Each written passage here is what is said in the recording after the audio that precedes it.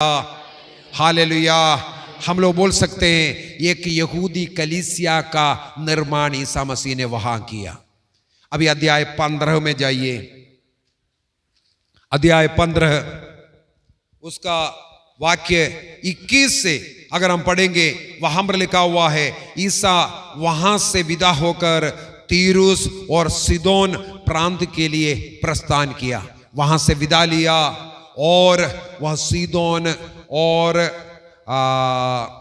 तीरुस प्रांत, ये तीरुस प्रांत, ये सीदोन प्रांत गैर यहूदियों की जगह है।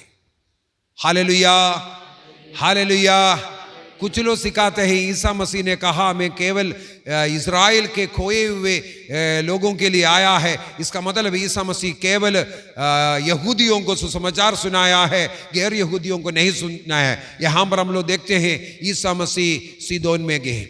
मार्कुस के सुसमाचार अध्याय 5 में ईसा मसीह नाव में चढ़ करके गेरासेनियों के स्थान में पहुंच गया। ये गेरासेनी गैर यहूदी लोग हैं। Hallelujah, hallelujah. एक कनानी स्त्री आकर के वो यहाँ पर है ना, बच्चे के लिए वो कनानी स्त्री कौन है? गैर यहूदी है। तो इस प्रकार अनेकों जगहों पर समारिया में समारी स्त्री गैर यहूदी लोग हैं। इसका मतलब ईसा मसीह केवल यहूदियों को नहीं, गैर यहूदियों के लिए भी आया है। गैर यहूदियों को भी सुसमाचार सुनाया है, गैर यहूदियों को भी चंगा किया है, कार्य किया है। तब यहां पर हम लोग देखते हैं ईसा मसीह अभी गैर यहूदियों के स्थान पर पहुंच गया, वहां पर पीछे हट गया। आगे हम लोग देखते हैं ईसा मसीह दूसरा रोटी का चमत्कार करता हुआ। दूसरे रोटी के चमत्कार में ईसा मसीह के पास 7 रोटी मिला, कुछ मछलियां मिला। कितना रोटी, कितने लोगों को खिलाया? 4000 लोगों को खिलाया। बाकी कितना टोकरी बच गया? 7 टोकरे बच गया कर करके लिखा हुआ है वाक्य 37 में। 7 टोकरे, यहां पर जो लिखा हुआ टोकरे जो है वहां पर सिर्फ स्पाइरिस लिखा हुआ है। स्पाइरिस ये टोकरा गैर यहूदियों का और रोटी लेकर जाने वाला। इसके बाद ईसा मसीह ने जो रोटी लिया वो वाला वाक्य को पढ़ते हैं, वाक्य 36 से पढ़ लीजिए। वे 7 रोटियां और कुछ मछलियां। हाँ, सबसे पहले क्या काम किया? ले लिया। इसके बाद क्या किया? मैंने कहा यह गैर यहूदियों के लिए क्या करता है? धन्यवाद की प्रार्थना। यहूदियों के लिए आशीष की प्रार्थना। इसके बाद आगे क्या है? तोड़ते हैं और देते हैं। 4 कार्य किया कि नहीं? जो यूक्रिस्तीय संस्कार में, यूक्रिस्तीय समारोह में किया वो यहां पर भी किया। इसका मतलब गैर यहूदियों के बीच में ईसा मसीह ने यूक्रिस्तीय बलि अर्पित करते हुए उन्हें अपने समुदाय में मिलाता है। इसके मतलब हम लोगों को 2 समुदाय मिला, एक यहूदी समुदाय, यहूदी कलीसिया, दूसरा है गैर यहूदी कलीसिया। इसके बाद अध्याय 16 में जाते हैं। 16 में हम लोग वाक्य 4 को पढ़ेंगे। 4 के आखिरी में लिखा है इस पर ईसा उन्हें छोड़कर वहां से चले गए, पीछे हट गया। हालेलुया। इसका मतलब इसका अगला एक और बड़ा कार्य करने वाला है। वो कार्य करना है वाक्य 13 से हम लोग पढ़ सकते हैं। वहां पर कैसरिया फिलिप्पी प्रदेश में ईसा मसीह पहुंचते हैं। शिष्य लोगों से एक सवाल करते हैं, लोग मेरे बारे में क्या कहते हैं? तो शिष्य लोग बोलने लगे, कोई आपको एलियस कहते हैं, कोई मूसा कहते हैं, कोई संत कहते हैं, ऐसे ऐसे बोलते हैं। तब प्रभु ने पूछा तुम लोग क्या कहते हैं? तो पेतरुस ने कहा तुम जीवंत ईश्वर के पुत्र है करके बोला। तब ईसा मसीह क्या कहते हैं? किसी निरे मनुष्य ने प्रकट नहीं किया, बल्कि मेरे स्वर्गीय पिता ने तुम पर इस सत्य को प्रकट किया। इसके बाद कहते हैं योनस के पुत्र सिमोन तुम पेतरुस है, अर्थात चट्टान है, और इस चट्टान पर मैं अपना कलीसिया बनाऊंगा। इसके बाद वाक्य 19 में लिखा हुआ है मैं तुम्हें स्वर्ग राज्य की कुंजी प्रदान करूंगा। पेतरुस नाम के चट्टान पर अपने कलीसिया को रखने के विषय में, एक यहूदी कलीसिया है, एक गैर यहूदी कलीसिया है, उन दोनों को किसके अधीन में लेके आता है? पेतरुस के अधीन का कलीसिया। Hallelujah, hallelujah, hallelujah, hallelujah. बोला, अधोलोक की फाटक इसके सामने टिक नहीं सकता। जो कुछ तुम यहां बांधेगा स्वर्ग में भी बांधेगा, जो कुछ तुम यहां खोलेगा स्वर्ग में खोलेगा। एक अधिकार ईसा मसीह ने पेतरुस को दिया। पवित्र बाइबल में जहां कहीं भी पेतरुस का नाम लिखा है, 12 शिष्यों का नाम लिखा है, लिखा हुआ है पहला पेतरुस। इसके बाद ईसा मसीह के जी उठने के बाद उन स्त्रियों से कहा, जाकर के शिष्यों को एक खबर दे दो और पेतरुस को भी खबर। कल मैंने ये सब बोल दिया था ना? हाँ, चलो चलो, बोल चुका है, इसलिए दोबारा नहीं। तो हम लोगों ने देखा था कल, पेतरुस को विशेष रूप से ईसा मसीह ने चुन करके अलग किया और यहूदी कलीसिया, गैर यहूदी कलीसिया को उनके अधीन में कर दिया। इसके बाद शिष्यों के पास, शिष्यों से ईसा मसीह बोलने लगे, मुझे यरूशलेम जाना होगा और वहां पर मुझे कष्ट पीड़ा सहन करना होगा और मुझे मरना होगा। पेतरुस दौड़ करके जाग गया, हाथ पकड़ करके अलग कर कर बोले, प्रभु क्या बोल रहा है? अभी तक तो ठीक ठाक चल रहा था, जब कहानी क्लाइमैक्स में आ गया, आप ये क्या कहते हो? आपको कष्ट झेलने की जरूरत नहीं, कष्ट झेलने के लिए हमें है, आपको मरने की जरूरत नहीं। तभी ईसा मसीह ने उसे क्या कहा? हट जाओ शैतान। इससे पहले बोला था, ईश्वर ने तुम पर प्रकट किया, तुम इस कलीसिया का मुखिया रहेगा। यहां पर बोलते हैं, यदि इस कैथोलिक कलीसिया में रह करके जीवन में कष्ट सहने के लिए तैयार नहीं है, कैथोलिक नहीं बनना है। कैथोलिक बन गया, ईसा मसीह में आ गया, विश्वास किया, इसका मतलब पैसा मिलेगा, धन मिलेगा, घर मिलेगा, रोग चंगाई होगा, कुछ नहीं होगा, खुशी खुशी आनंद है, आओ आओ बोलना, ये झूठी प्रचार है। ईसा मसीह ने कहा, तुम कलीसिया को बता करके देना, इस कलीसिया में तुम्हें सहन करना है, कष्ट पीड़ा सहना है, अपमान सहना है, तुम्हें मरना भी पड़ेगा।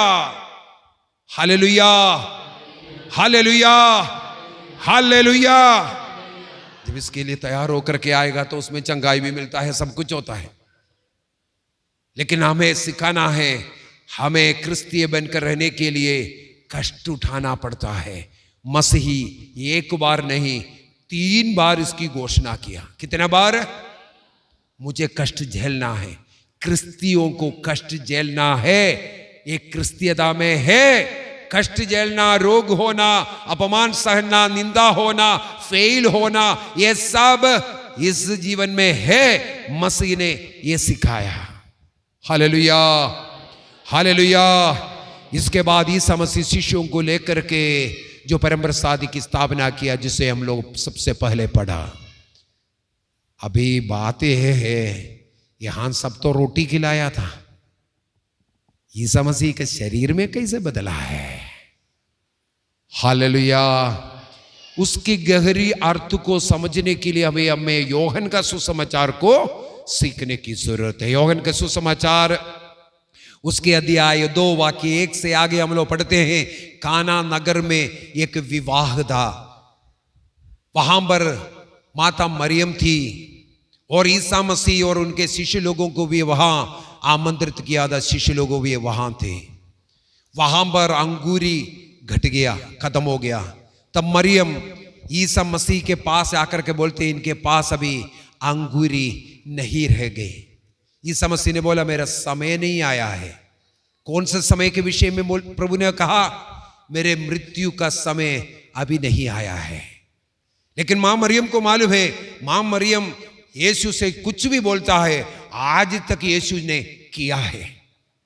मां मरियम कुछ भी इशारे में भी कुछ यीशु से कहा, यीशु ने उसका निंदा तिरस्कार नहीं किया। इसलिए मां मरियम चुपचाप वहां गया और अंदर जाकर के वहां के सेवकों से कहा, यीशु जो कहता है वही करना बेटा। हालेलुया। मेरा बेटा जो कहता है वही तुम करना। यूहन्ना का सुसमाचार उसके अध्याय 2 वाक्य 5 में माता मरियम हम लोगों से केवल एक ही बात कहा है बाइबल के अंदर। पवित्र बाइबल के अंदर माता मरियम हम लोगों से स्वर्गदूत से अन्य लोगों से सब बात किया हुआ है। हम लोगों से, अन्य लोग नहीं, स्वर्गदूत से बात किया। हम लोगों से बात करता हुआ एक ही वचन है, वो है यूहन्ना का सुसमाचार अध्याय 2 वाक्य 5। मां मरियम क्या चाहती है? जो यीशु कहता है वो करना। Hallelujah, hallelujah. सेवक लोग गया, ईसा मसीह ने कहा मटकों में पानी भरो, क्योंकि शुद्धिकरण के लिए रखने वाले 6 मटका वहां था। जो भी यहूदी लोग आता है भोज के लिए, उनका हाथ पैर धोने का एक रीति रिवाज था। उसके अनुसार पैर धोने का, शुद्धिकरण करने का जो मटका था, ईसा मसीह ने कहा उसमें पानी भर दो। पानी भर करके तैयार हो गया। अभी आएगा, उसके ऊपर हाथ रख करके प्रार्थना करेगा, कुछ आशीष देने वाला है। लेकिन ईसा मसीह वहां बैठ करके बोला, इसको प्रबंधक के पास लेकर के जाओ। लेकर के गया। उनको मालूम है हम तो कुएं से अभी लेकर के आया पानी। प्रबंधक ने क्या पूछा होगा, क्या लेकर के आया? यीशु ने भेजा बोला। उन्होंने थोड़ा सा उठा करके देखा तो पानी है। क्यों यीशु ने इधर भेजा? यहाँ तो अंगूरी की जरूरत है, लेकिन यीशु ने पानी क्यों भेजा है? इसलिए अंगूरी थोड़ा सा लेकर के छक्का तो उनको पता चला ये सबसे अच्छा अंगूरी है। Hallelujah, hallelujah. देखने में क्या था? पानी था, लेकिन वो क्या में बदल गया? इसका मतलब देखने में भी वो है, पानी है, लेकिन टेस्ट करने में उनको पता चला, क्योंकि वो पीने के लिए था इसलिए टेस्ट में बदलाव कर करके दिया है ना। उनको पीना है इसलिए टेस्ट में बदलाव कर करके दिया। अंगूरी में बदलना, इसका मतलब पानी का जो तत्व है अंगूरी की तत्व में बदल गया। बोलिए, एक दूसरे को बोलिए, पानी का तत्व अंगूरी के तत्व में बदल गया। पानी का तत्व अंगूरी का तत्व में बदल गया। Hallelujah, hallelujah. इसका मतलब है तत्व परिवर्तन। क्या है? अंग्रेजी में कहते हैं ट्रांसब्स्टेंशिएशन, तत्व परिवर्तन। ईसा मसीह इस चमत्कार के द्वारा, आगे हम लोग देखते हैं, ईसा मसीह इसके द्वारा अपने महिमा को वहां पर प्रकट किया। अनेकों लोग ईसा मसीह में विश्वास किया। क्या देख करके? क्या चमत्कार था? नहीं बोलो, वो मत बोलो अभी। ईसा मसीह ने तत्व परिवर्तन के चमत्कार किया। उसको कौन सा चमत्कार दिखाया? पानी को नहीं, तत्व परिवर्तन का चमत्कार दिखाए। बोलिए, फिर से एक बार बोलिए, कौन सा है तत्व परिवर्तन का मतलब? क्या है? पानी की तत्व को, जो पानी को पानी बनाता है, उस तत्व को किस में बदला? अंगूरी का तत्व में बदला है। समझ में नहीं आ रहा होगा। एप्पल देखा है ना, कई प्रकार का एप्पल रहता है। किसी किसी एप्पल को देखा तो गोल्डन कलर है, कोई लाल कलर का है, कोई गोला है, कोई लंबा है, कोई ऐसा है। एक हरा रंग का भी मिलेगा, टमाटर जैसे दिखता है, लेकिन उसका भी नाम एप्पल है। ये जो गोल्डन कलर का भी एप्पल है, रेड कलर का भी एप्पल है, खाने में भी तीनों का 3 टेस्ट भी है। लेकिन ये सब एप्पल क्यों कहते हैं? क्योंकि इनका तत्व, सबका तत्व एक है। इस कारण उसको ये बोलता है। इसी प्रकार चावल अनेकों प्रकार का है, टेस्ट में भी बदलाव है, दिखने में भी बदलाव है कि नहीं? और गेहूं, उसमें भी कई प्रकार का है ना। कोई अच्छा सोना कलर, कोई अच्छा काला कलर, इस प्रकार करके कई प्रकार का है। लेकिन सबको हम चावल गेहूं कहते हैं, क्योंकि इन सबका क्या है? तत्व एक है। क्लियर हो गया ना? तत्व क्या है? तत्व परिवर्तन ईसा मसीह करते हैं। इसके बाद हम लोग यदि यूहन्ना के सुसमाचार अध्याय 6 में जाएंगे, 6 वाक्य 1 से अगर हम पढ़ करके देखेंगे, वहां पर रोटी का चमत्कार दिखाया है, जो हम लोग ने ऑलरेडी मनन चिंतन किया। ईसा मसीह रोटी तोड़ता गया, वो बढ़ता गया। उसमें क्या परिवर्तन हुआ? तत्व परिवर्तन हुआ। वहां तत्व परिवर्तन नहीं हुआ। वो रोटी ही था। पहले भी रोटी था, अभी भी क्या है? रोटी है। लेकिन उसमें एक वस्तु परिवर्तन हुआ। एक था 5,000 को खिला करके फिर से 12 टोकनी बच गया था। उसका मतलब उस वस्तु, रोटी रूबी वो वस्तु में ईसा मसीह क्या कर सकता है? परिवर्तन कर सकता है। हालेलुया। इसके बाद अगला घटना क्या लिखा हुआ है? वहां पर लिखा हुआ मिलेगा, ईसा मसीह पानी पर चलते हैं। Hallelujah, hallelujah. एक व्यक्ति यदि पानी पर चलना है, कैसे संभव है? हम लोग देखते हैं, यदि एक लोहा, 1 किलो लोहा का एक लोहा लेकर के पानी में डालेगा तो क्या होगा? ढंग चले जाएगा। यदि 1000 किलो का, 1 क्विंटल का या 10 क्विंटल का भी एक बोट बना दे उसी लोहे से, वो पानी में डूबेगा? पानी के ऊपर रहता है। क्या पानी उसके लिए तैयार करके दिया? फिर किसमें परिवर्तन किया? उस लोहे में जब परिवर्तन किया तब वो लोहा उस पानी में डूबती नहीं। Hallelujah, hallelujah. इसका मतलब ईसा मसीह पानी पर चल रहा है। यदि हम चलेंगे तो डूबता है। ईसा मसीह चला तो डूबा नहीं। इसके पीछे के कारण है, ईसा मसीह अपने में परिवर्तन कर सकता है। बोलिए, ईसा मसीह अपने शरीर में परिवर्तन करता है, लेकिन दिखने में हमारे जैसे दिखता है। अरे बोला नहीं है आप लोगों ने? ईसा मसीह अपने शरीर में परिवर्तन कर सकता है, लेकिन देखने में हमारे जैसे दिखता है। परिवर्तन नहीं दिखता है, लेकिन परिवर्तन हुआ है।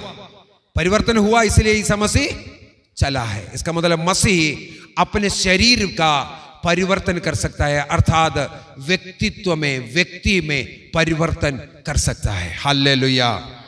तो 3 प्रकार का परिवर्तन हम लोगों ने देखा। कौन सा परिवर्तन? सबसे पहले क्या था? पानी बोलने के लिए बोला था। हां, तत्व परिवर्तन। इसके बाद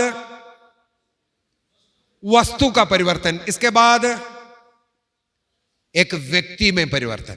ये 3 प्रकार का परिवर्तन हम लोग देखते हैं। इसके बाद यूहन्ना के सुसमाचार अध्याय 6 वाक्य 34 से हम लोग पढ़ते हैं, ईसा मसीह बोलना शुरू किया, स्वर्ग से उतरी हुई जीवंत रोटी हूं मैं, हूं ये हूं, ऐसा बोल करके बहुत आ रहा है। हम लोग थोड़ा 55 से पढ़ते हैं, नहीं तो 53 पद से पढ़ते हैं। फटाफट निकालिए, यूहन्ना के सुसमाचार अध्याय 6 वाक्य 53, 54, 55, 56।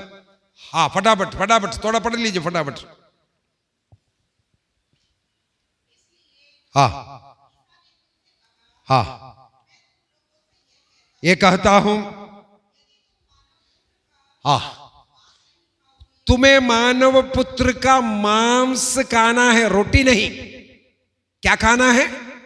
ईसा मसीह सिखा रहा है, तुम्हें मांस खाना है। और आगे,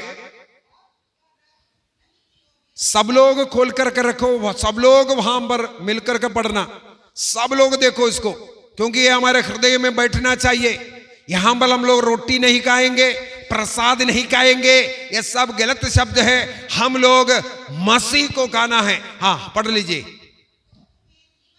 हो तुम जब तक ईसा मसीह के शरीर को, रक्त को खाएंगे नहीं, हमें जीवन नहीं मिलेगा। हमें जीवन मिलने के लिए ईसा मसीह अपना शरीर और रक्त हमें देता है। वाक्य 55 में जाइए अभी फटाफट, समय कम हो गया। मेरा मांस सच्चा भोजन है, सच्चा पेय है। वाक्य 56 में जाइए अभी। हाँ, ध्यान से। हाँ, जो मेरा मांस खाता है और मेरा रक्त पीता है, हाँ धीरे से पढ़ो, वह मुझ में निवास करेगा और मैंने बोला हम लोग चर्च में क्यों आते हैं? इस कार्य के लिए। यीशु मुझ में आना है, मुझे यीशु में जाकर के हम दोनों एक बन करके जीवन प्राप्त करने के लिए चर्च में आना है। थोड़ा सा और पढ़ लीजिए। जिस तरह जीवंत पिता ने मुझे भेजा है और मुझे पिता से जीवन मिलता है, उसी तरह जो नहीं सुना है, जोर से बोलो, नहीं समझ में आया, जो मुझसे कहता है, प्रभु कहता है यीशु को कहना है, उसे मुझसे जीवन मिलेगा। हम लोग चर्च में आता है मसीह को ग्रहण करने के लिए, मसीह में एक होने के लिए, इसलिए बोलता है हर इतवार को चर्च में आना है, योग्य रीति से परम प्रसाद को ग्रहण करना है। कौन परम प्रसाद को ग्रहण कर सकता है? कलीसिया 5 बातें सिखाता है। कैथोलिक कलीसिया का धर्म शिक्षा ग्रंथ के अंदर 5 बातें, कैनन लॉ के अंदर ये 5 बातें, और पवित्र बाइबल में ये हमें सिखाता है कि हम ये 5 बातों को मान करके कलीसिया में परम प्रसाद को ग्रहण करने के लिए आना है। हालेलुया, हालेलुया, यीशु की स्तुति हो, यीशु की महिमा हो। Hallelujah, hallelujah, hallelujah.